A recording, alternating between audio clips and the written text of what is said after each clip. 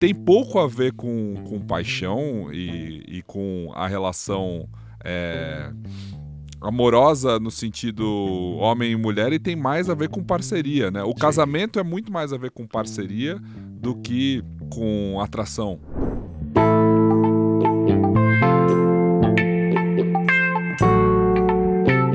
Uma das coisas que se marca muito na conversa no Ocidente sobre casamento é a ideia da predominância do masculino, mas ela não é exclusiva, né?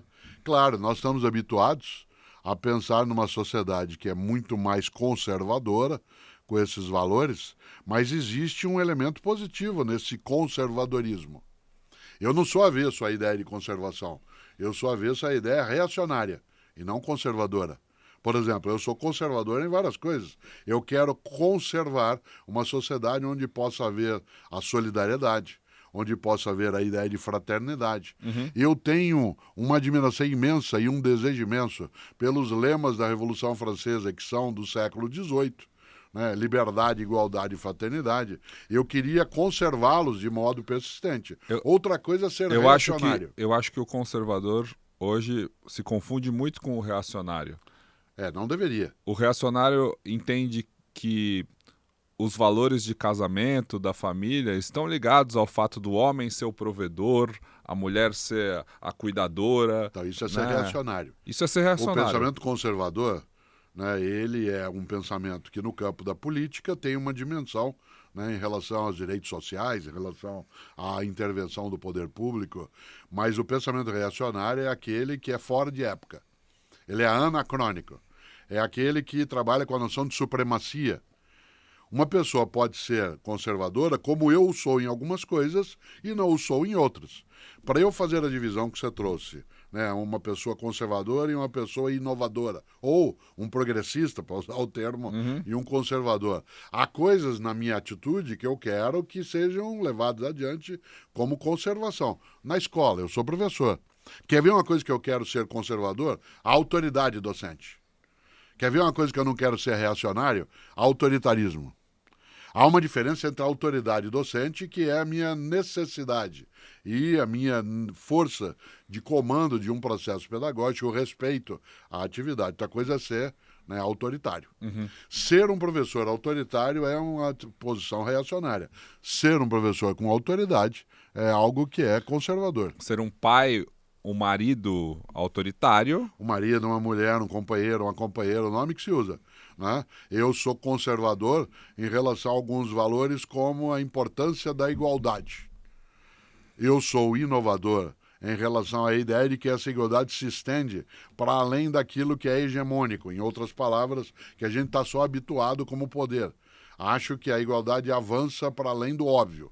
Então ela inclui também pessoas que, sendo diferentes de mim, não são desiguais. Né? Ora, um pensamento reacionário, ele costuma, de maneira geral, ser excludente. Né? Mulheres como propriedade. Você já me viu dizer, e eu gosto de trazer à tona... A inaceitação a outros credos, outras religiões, outros deuses, é um pensamento reacionário. Porque é o pensamento mais forte, que é o pensamento em que vivemos todos sob a mesma casa. Estamos na mesma casa. Né? E a palavra para isso é ecumênico. Estamos vivendo na mesma casa. Chama ecumenismo para usar o termo grego antigo, oikos, né? Oikos, né? De onde vem ecumenismo. Nós estamos vivendo no mesmo teto. É interessante porque os cristãos utilizam uma frase atribuída a Jesus de Nazaré, que é muito forte nisso, que diz... Jesus teria dito, a casa do meu pai, isto é, de Deus, a casa do meu pai tem muitas moradas, tem muitos lugares para as pessoas se abrigarem. Essa percepção é inclusiva. Uma parte do mundo cristão, por exemplo, é ecumênico. Quer entender que a diferença religiosa não é uma desigualdade de dignidade e nem de importância. E uma outra parte é reacionária. Ela acha que só existe um grupo que tem o direito de ser como é, e quem não é como ele é, tem que ser excluído. E, inclusive, isso gera um baita preconceito com os casamentos que não dão certo, ou melhor, que duram pouco tempo. Às vezes eles dão certo por um período curto de tempo, né? E eles terminam, né? A noção de que o casamento é para sempre, isso na nossa sociedade é reacionário. Ele poderia sê-lo, mas eu gostaria muito, por exemplo, que qualquer casamento que eu tenha tido, ele fosse para sempre. Ele não foi. Eu quero que o meu casamento com Cláudia, que já tem uma década, que ele seja para sempre. Bom, é só eu continuar vivendo mais um pouco, que eu vou cumprir a profecia, dado que eu estou com 70 anos. Então, o para sempre, né, será Tá agora mais mais próximo. fácil, né, do que era em outros tempos. Mas sem imaginar, né? Você tem êxito numa relação quando acontece o quê? Quando ela dura no tempo? Não necessariamente. Não Né? necessariamente. Você tem êxito quando aquilo que você viveu foi verdadeiro, foi sincero, foi amoroso e se rompeu por razões que É, cada momento tem a sua indicação. é muito estranho você ouvir uma pessoa contar após um divórcio, nós ficamos 15 anos, 10 anos e nosso casamento não deu certo. Não, deu Uma certa certo. demora, sim. Deu certo por um período até que não deu mais, né? Mas o fato é que os casamentos duram cada vez menos, né? De acordo com o IBGE, os brasileiros também estão se casando menos e dura menos tempo, né? O fato de pessoas se casarem legalmente menos tem, de um lado, uma marca que é também o da propriedade, independentemente da relação masculino-feminino. Porque, afinal de contas, a legislação brasileira avançou a ponto de caracterizar a união de duas pessoas também como união estável que gera direitos de propriedade. Você sabe uma coisa que é curiosa? Durante a pandemia, os números mostram um aumento de 23% de casamentos entre 2020 e 2021. E foi a primeira vez em 6 anos que o número de casamentos aumentou entre um ano e outro. E o número de divórcios, porém, também subiu. Sim. Ou seja, as pessoas foram forçadas a viver juntos, daí resolveram casar. Olha, uma lei e as que- pessoas foram forçadas a viver junto e entenderam que não era para ficar junto. Exatamente. Né? Há uma lei da física que diz que dois corpos não ocupam o mesmo espaço, o mesmo lugar. E se dois corpos se aproximam bastante, existe atrito. Por isso, o momento pandêmico gerou, sim, aproximações por conveniência ou por afeto e gerou também uma convivência que, forçada, né, em vários momentos, ela atritando. Ela acabou fazendo com que se conhecesse um pouco mais uma pessoa. Né? Você sabe a coisa mais comum que eu vejo e vi ao longo da minha vida, né? Chegando aos 30, é aquele casal que namora desde a época da faculdade, ou seja, 10 anos de namoro, sei lá, 11, 12, aí noiva, né? Ou então estão noivos há algum tempo. Aí quando casa, o casamento dura 1 ano, 2 anos, assim. Quando Mas é vira, uma convivência longa, né? quando vira a chavinha, claro, é uma relação que deu certo, mas deu certo numa modalidade de namoro e não dá certo na modalidade de casado. Ou seja, quando as coisas acontecem da divisão mesmo diária de acordar e dormir, tem pouco a ver com paixão e com a relação amorosa no sentido homem e mulher e tem mais a ver com parceria, né? O casamento é muito mais a ver com parceria do que com atração, né? Eu acho que existe a conveniência, existe o afeto, existe a importância, existe a parceria. É um conjunto de situações. O que eu não quereria ter, e nunca tive, era um casamento por acomodação ou conveniência. Isso. Isto é, quando você está ali porque... Tudo bem, estou ali. Isso eu acho que, Não, porque que é inglório.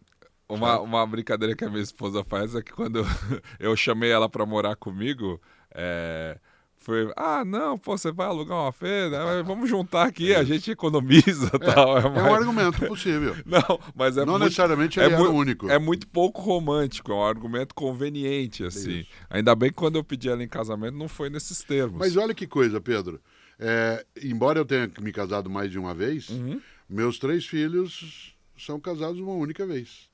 E casamentos longos. Claro. Casamentos longos. Então, embora a medida do tempo não seja a avaliação, aferimento mais certo, nenhum dos meus 3 filhos já se separou no casamento. Mas um acerto que eu tive na minha vida, na minha modesta opinião, é que eu casei tarde, no sentido de... Eu juntei com 30 anos, né? E fui casar com 34, por aí, 33. E eu acho que essa decisão foi mais madura.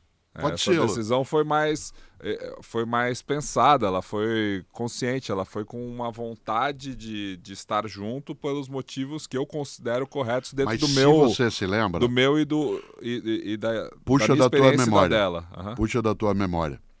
Mais de 70% dos meus amigos de décadas são casados com as mesmas pessoas.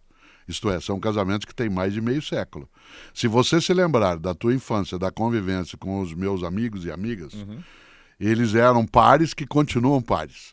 Quando nós, por exemplo, em 2023, nos encontramos um dia num almoço comemorativo de aniversário e havia ali pessoas que foram convidadas e que tinham, pelo menos, que você desde criança os conhecia, eles estavam juntos como pares, a tal ponto que ao mencioná-los, 70% deles eram a mesma dupla.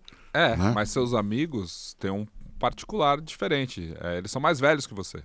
10 anos mais velhos. É outra geração. Então, mas 10 anos mais velhos. Não, porque eu entendo que houve ali nos casais que estiveram na sua maturidade casando nos anos 80, uma proliferação do divórcio, né? Quando eu era criança, era raro, talvez, não era tantos pais separados dos meus amigos, né? Então a gente tinha que explicar como que funcionava lá em casa, qual que era a dinâmica, né, do casal separado. Mas depois disso eu fui vendo que ficou muito mais comum, né? Ficou muito mais aceito. Mas eu acho que nos anos 80, muitos casamentos que começaram terminaram. E os seus amigos são casais dos anos 60. Dos anos 60. Eu sou casal dos anos 70 como ponto de partida, não como ponto de chegada. Isso. Né? O mais divertido dentro disso é que isso alterou a dinâmica na escola também. Alterou a dinâmica nos programas de TV, na forma de entretenimento. Existe na escola da Alice um conceito, ou seja, uma ideia que eu concordo, que é a do Dia do Pai, Dia da Mãe, ser uma data não especialmente comemorada com um porta-caneta, né? Uma coisa... Não tem, tipo, aquela apresentação para todas as mães, assim, porque entende-se que essa configuração de família pode ser diferente. Pode ser 2 filhos e uma avó, pode ser 2 pais, pode ser 2 mães.